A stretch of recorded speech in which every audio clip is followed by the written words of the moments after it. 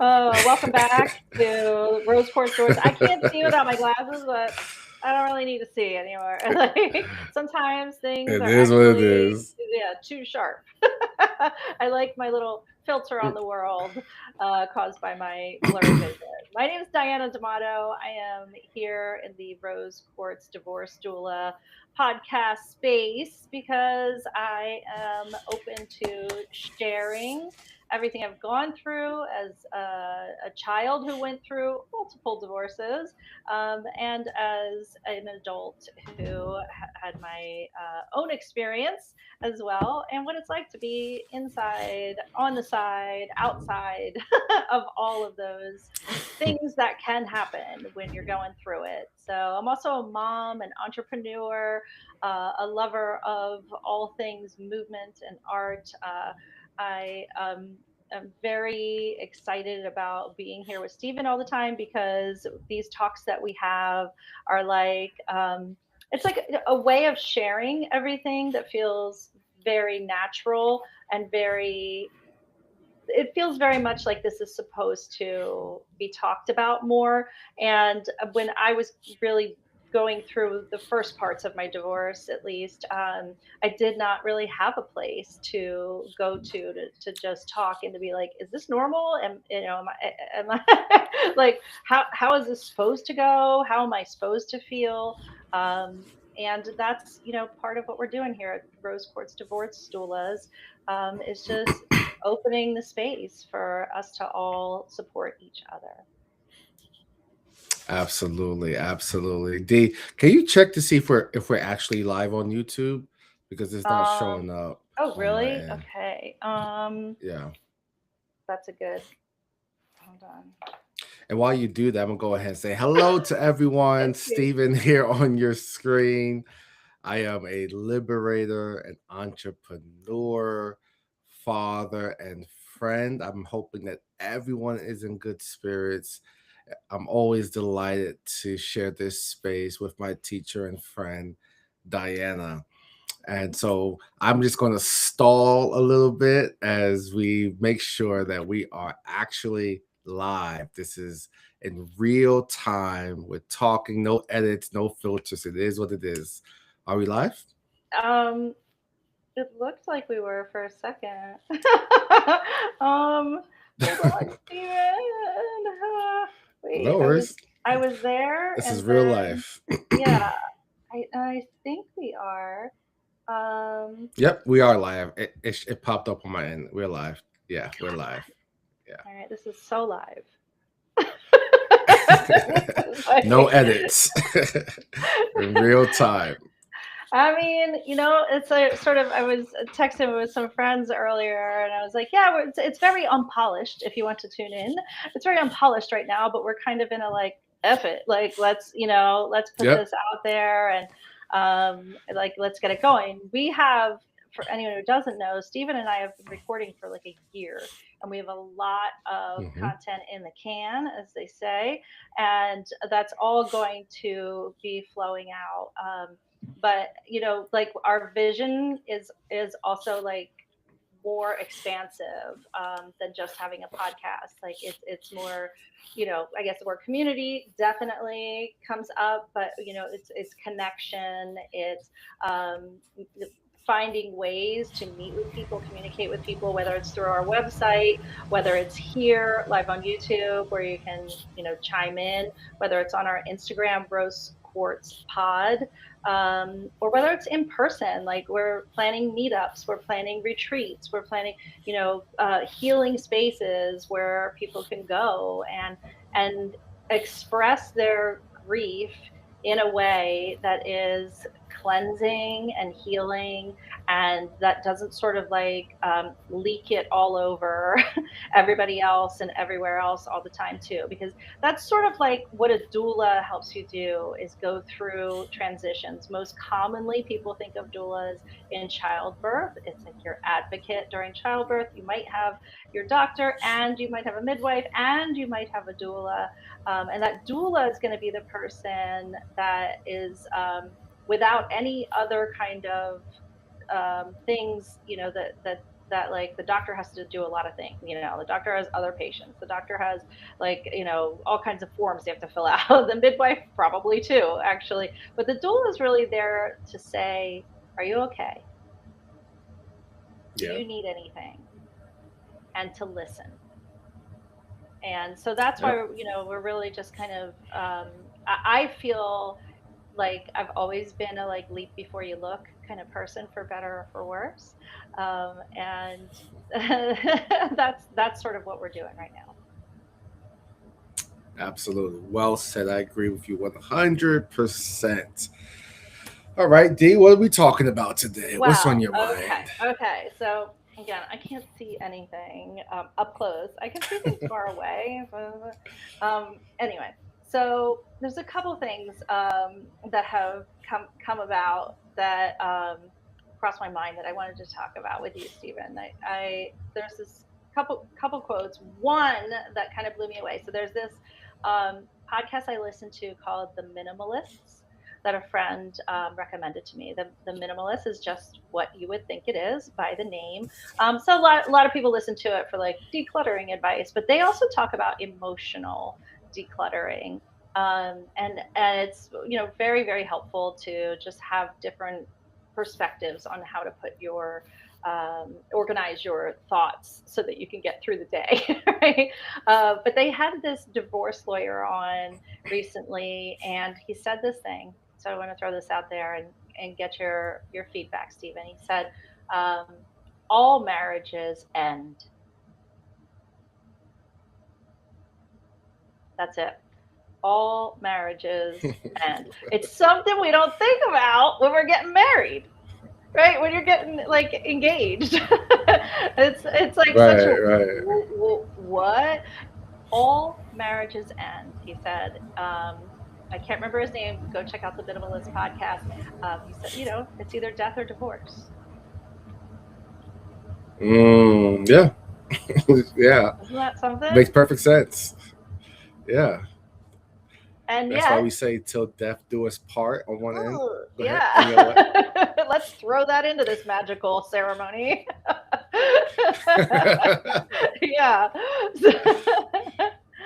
But your thoughts, though, Stephen, on like, you know, how that has slipped by everybody. Like, we're not going into this with an exit strategy, but a lot of people are going into it. Yeah, yeah. So when you say exit strategy, are you referencing like a prenup? Well, I mean, certainly prenup, you know, you're either going to have a prenup or you're just going to abide by the government's prenup. so, so that's certainly something. Um, but you know, I think also just like what if, you know, well, I mean, what, somebody's going to die, like eventually. I'm sorry, you know, eventually this is going to end. So I think strategically, intellectually, any other contract that you enter into with someone, you would have some kind of exit strategy. So it could be a prenup, Right, it could be planning, um, and I think, you know, all of that is easier to talk about these days than it used to be, but still very touchy for a lot of people.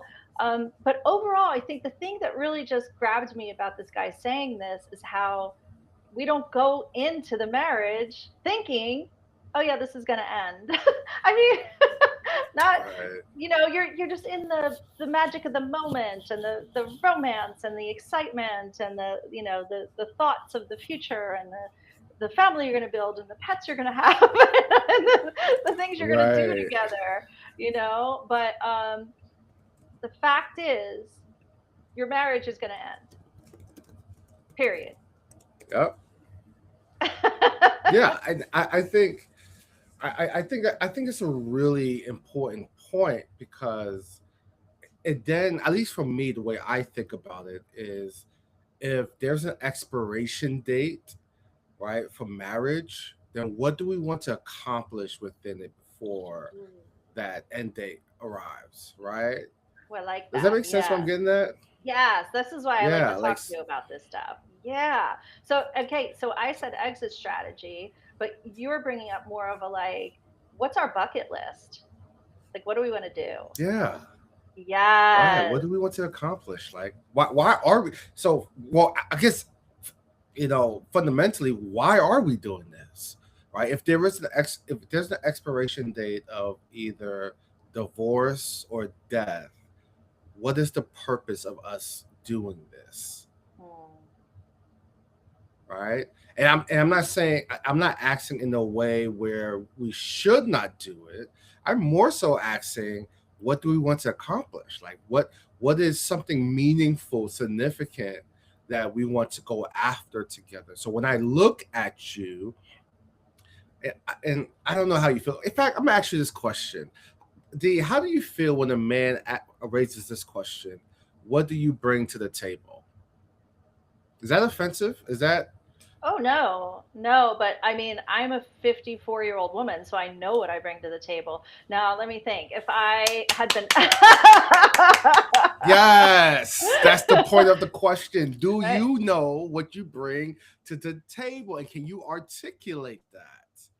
right, and I don't Right? know I if think I maybe could this. have 30 years ago, I might have been a little more Okay, like, so "Oh, yeah," like I mean, just based on the way I was brought up, I would hope young women could articulate what they bring to the table. I don't think I could have, but I can now. Yeah. so you mentioned that you might not have been able to answer that question 30 years ago. Is that correct? Yes. So, what would have been your response should a handsome man who's taking you out on a date, just trying to get to know you, raises the question, "Hey, D, what do you bring to the table in the relationship?" How would you have responded to that question 30 years ago?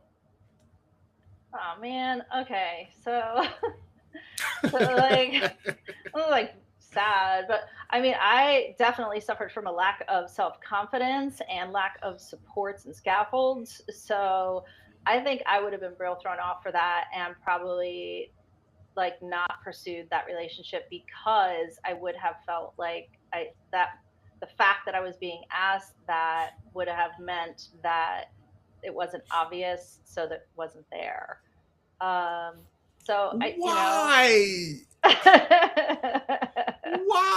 Why is that? well, I mean, unfortunately, we're not all fully formed at like 22. So, you But know, so oh, okay. Hmm. my question is more so, why would you end a relationship because of that question? I would have been intimidated.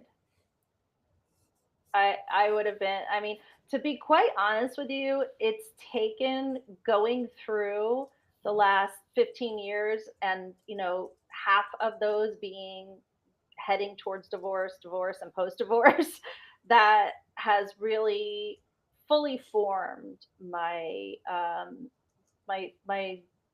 uh, knowledge of myself, my experience of myself, my confidence in myself. And that is not to say that I am strong every day, as you saw last week.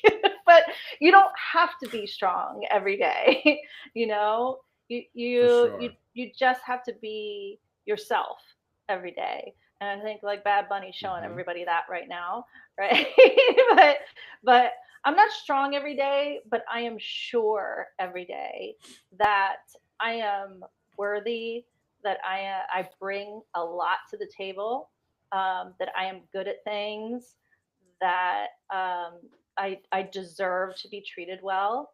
And unfortunately, probably like many people, very unfortunately, I learned things the fucking hard way.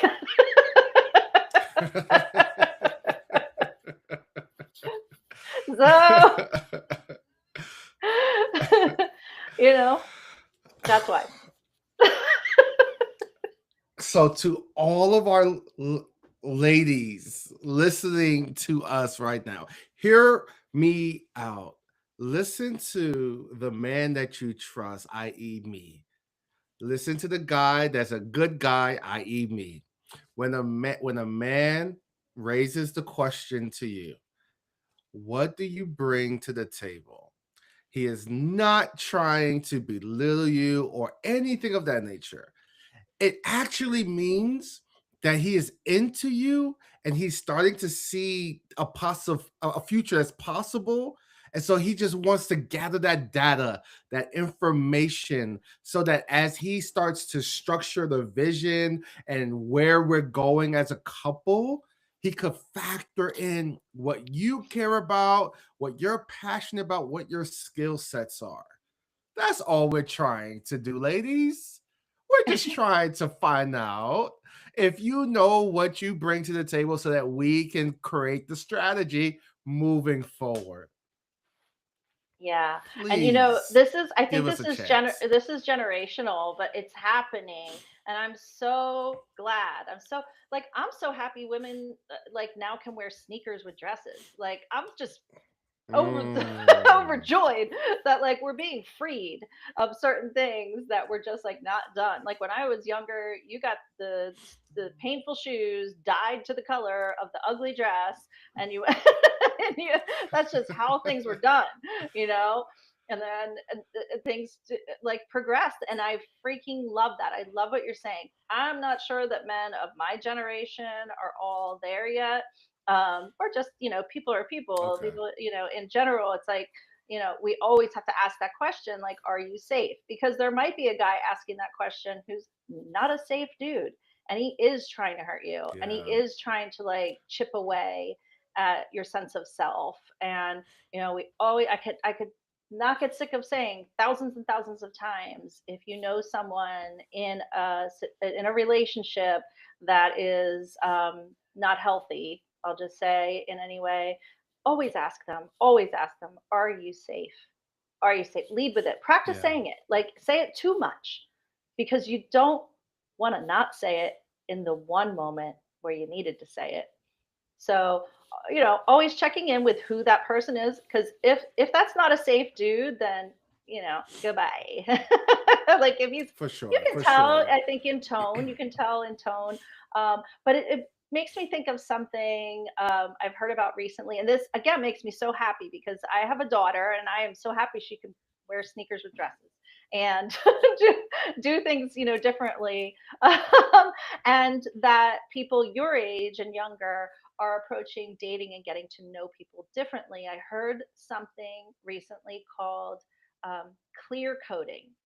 Clear coding is like a theme in dating. So it used to be, when you would go on a date, and probably for some people still, you present your best self.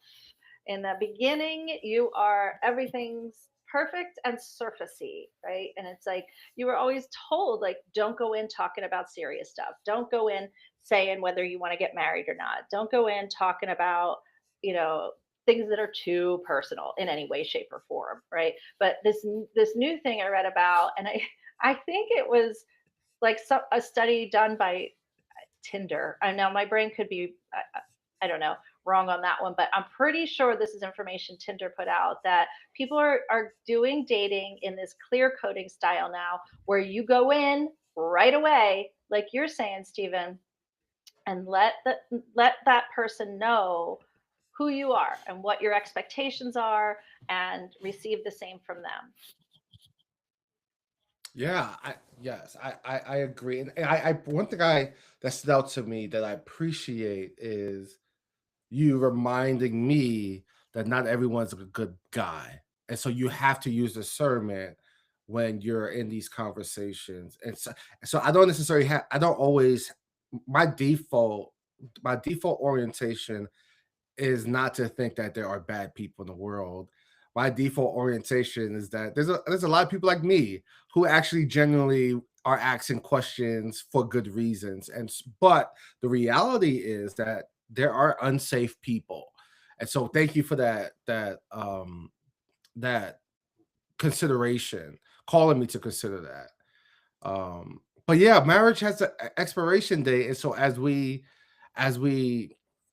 think about what we want to accomplish, or maybe that's what we should be thinking about. What is it that we want to accomplish in marriage? So, D, if you were to get married again, from your perspective, no pressure, in your world, what would you want to accomplish if you were to get married again?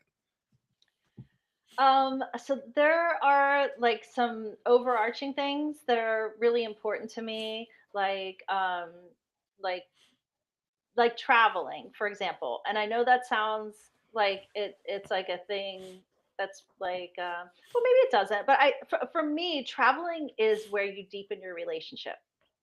So whether it's like a little weekend trip to somewhere 3 hours away that you drive to, or if it's, 10 days in Paris or something, I don't know. But I think that's where you really, really deepen your relationships is traveling. So it would be really important to me to be able to share that with a person that I was dating, right?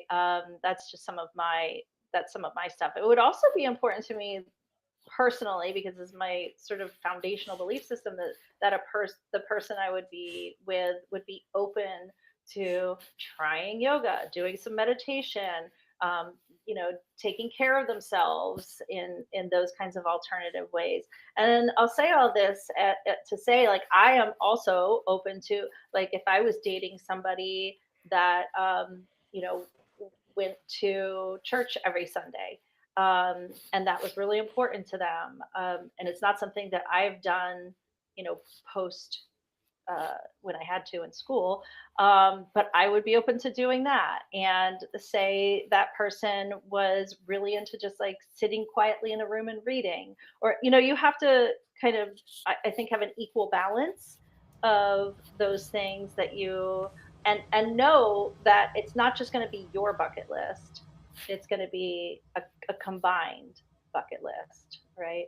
So, yeah. Yeah, How yeah, about you? absolutely. How about you? What are you looking for? So, so I have a 50-year vision that I'm going after, Mm, and I go on 10-year runs. And so my 50-year vision is broken down into 10-year runs. And this 50-year vision is just my own imagination, what I would like to see happen in the world, or in my world, I should say.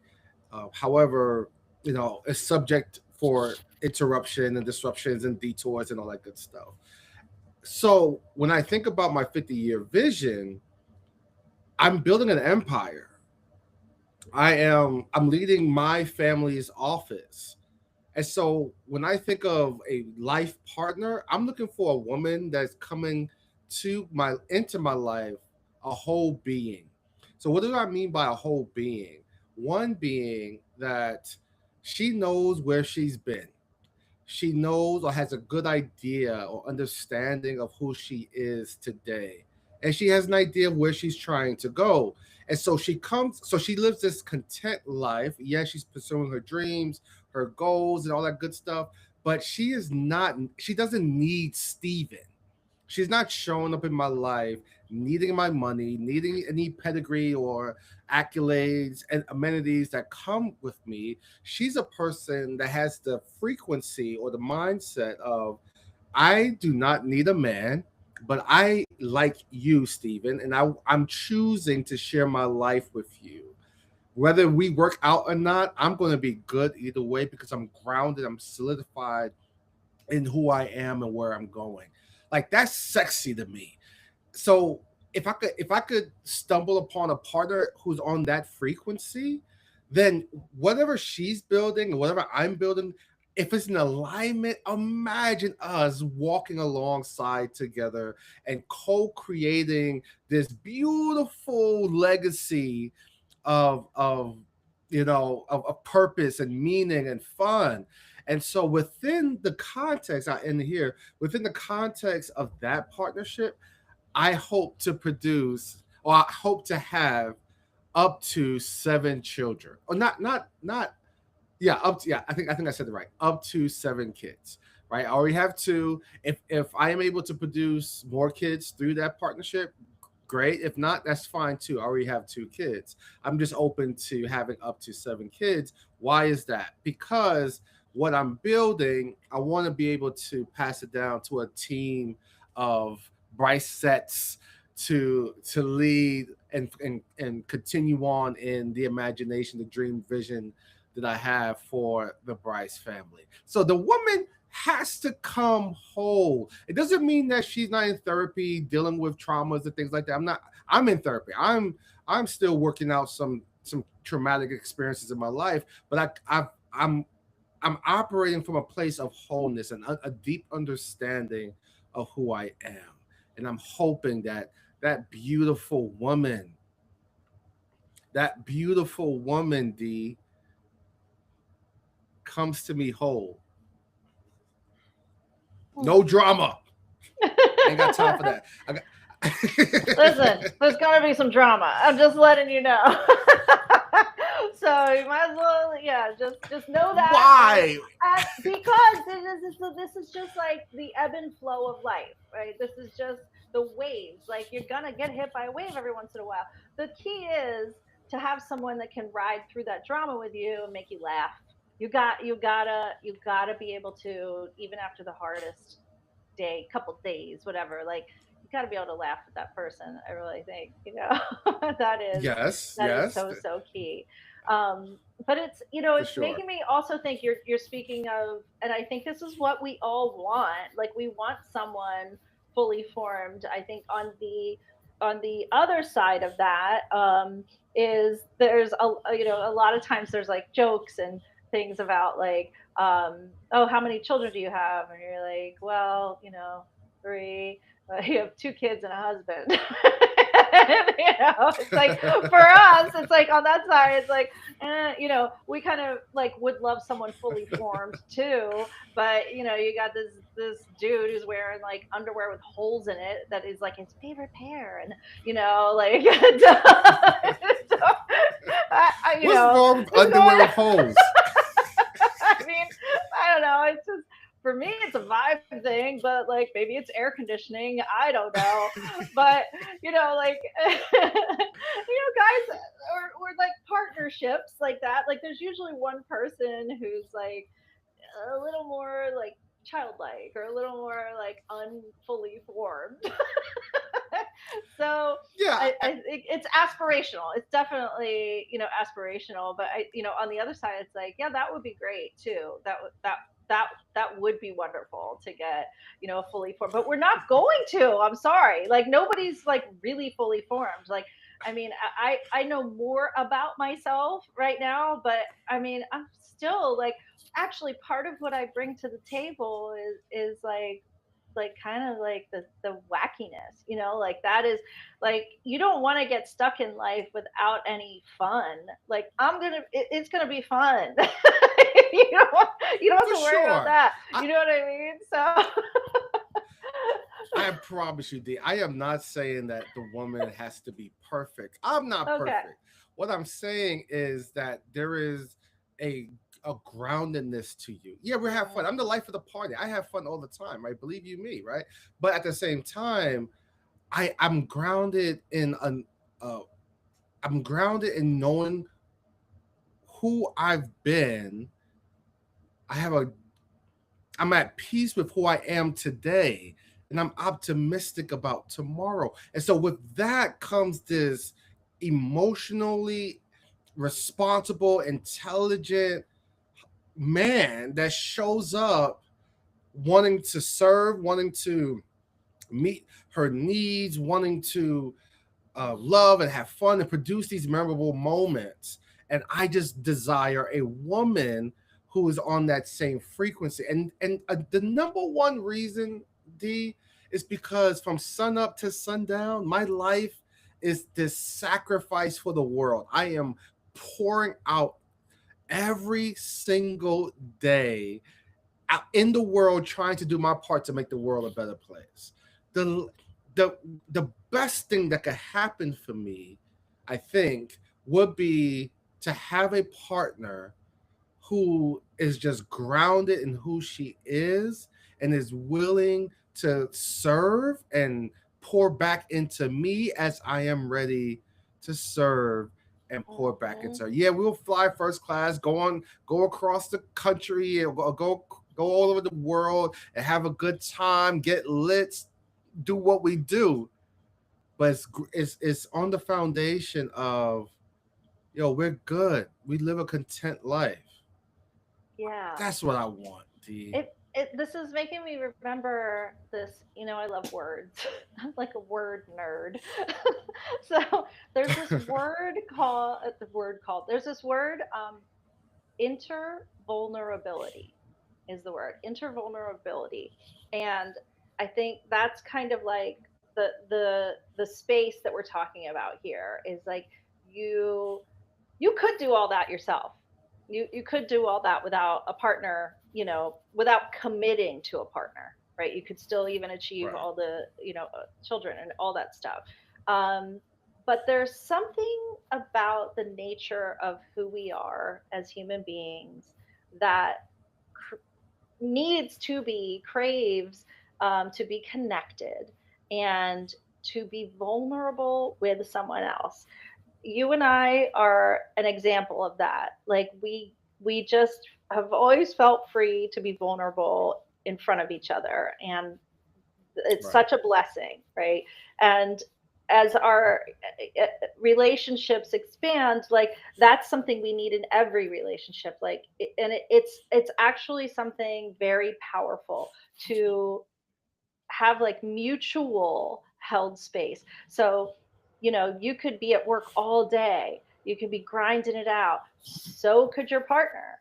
But when you come back Hmm. together, there is a mutually held space that is almost like, in a beautiful way, let me say, it's like suffering together with someone, knowing that that is what will heal both. Well said. Well said. Yes. Yes. Yes. Yes. It's like, can you be in this with me too? Can you be in this? I Yes. really, when that, yeah, intervulnerability is the word of the day. Yes. That's all I'm asking for. That's all I'm asking for. Yeah, We're that's all I sitting think on the everybody's asking couch. for. Yeah. Mhm. And so, if we're asking for that, it starts with the self. What tone are we setting when we're in these intimate romantic relationships? And so for me, when I'm in a connection, an intimate romantic relationship with the woman, I am making the first step in establishing a culture of generosity, of service. What do you Mm. like? What are your love languages? What are these different things that make you smile? And I'm going to go ham. I'm going to show up and I'm going to deliver. And I'm hoping that as I set the tone and the culture in that particular romantic connection, that you will not only just be all head over heels for Steven, but you're going to want to roll up your sleeves and reinvest into that romantic connection so that Steven's not the only one pouring into the connection, but Steven's also receiving the beauty of reciprocity. So when we're sitting on that couch in that space of shared struggle, I'm rubbing your feet. And once I finish taking care of you, then you're gonna give me a shoulder rub or have some or just fuck me. You know what I mean? Do whatever it is that I need in that moment. Yeah, absolutely. It's like That's all I'm all saying. of it. That's all you're saying. All of it. That's all I'm Absolutely. saying. I do think that is like, it's human nature, but for some reason a lot of times we think we have to like struggle alone, or we have to, that's not normal. I think, there's this like, um and it's not like misery loves company. It's more of like, if you heal, if you heal yourselves, you will heal the whole. And so I guess what I'm saying is, in terms of yoga, which both you and I are yoga teachers, and I think a lot of what we talk about is informed from behind of the yoga practice. Not that everybody has to do yoga, but one of the things I always loved about yoga is there is the potential for it to make you think. You could just go and do the gymnastics, but you could also consider, duality versus non-duality, right? Duality being like I'm me and everything else is not me, right? Or non-duality being, we are all the same, just like the sun and the sunshine. Yeah. So in relationship, we have to find that place, I think, where we are non-dual, in my opinion, um, in order to really have the rich, fulfilling, deep experience that I believe all of our souls crave, because in going there, we heal those people together. And by those people being happy and supported and healthy and everything God created us creatures to be, that heals the whole, like the waves of the ocean. There are Well ripple said. effects. I, I'm sending this episode to all of my exes, female friends. Y'all better listen to this. Better subscribe, like, share, Seriously, all of join the it. conversation. We're gonna keep being here for you all, and like, the more you participate with us, again, like, let's get in this together. That's really Hmm. you can apply this to anything. So we're here. For I, sure. I'm willing, to be open and vulnerable in every way. And so be here with us. Come into the healing with us. Come in and share in that. And you too, we all matter, and you too will have ripple effects in your life, in your circles, in your communities.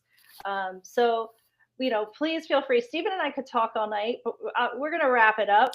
we're going to Facts. we're going to ask you to come check us out at our website, Rose Quartz, Quartz, rosequartzdivorce.com. You can contact us there. You can get on our newsletter. There's, all the regular things. We're doing it all because I really Hmm. feel so strongly about this.